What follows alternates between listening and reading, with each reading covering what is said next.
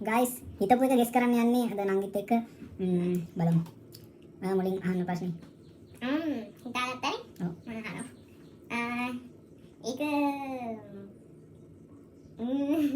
ඒක කොයි සයිස්ද?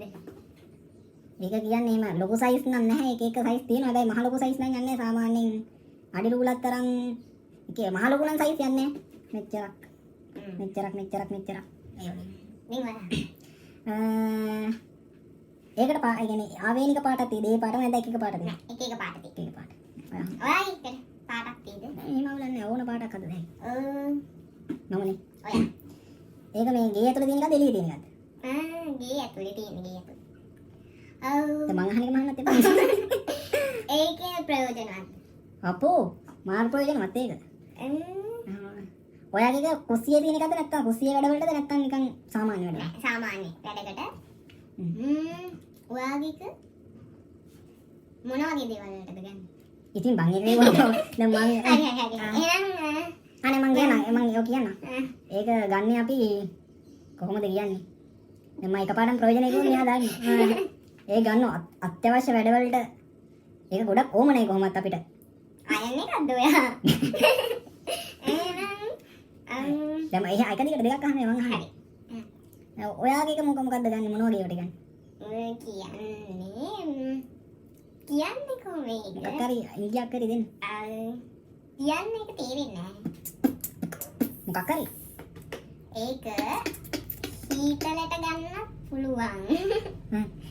එච්චරයි කියන්නේ ඊට වඩා බෑ.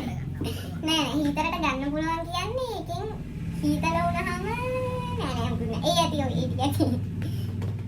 දැන් ඔයා අහන්න. මේ සයිස් කිව්වනේ. සයිස්. පාටනේ. මොකක්ද?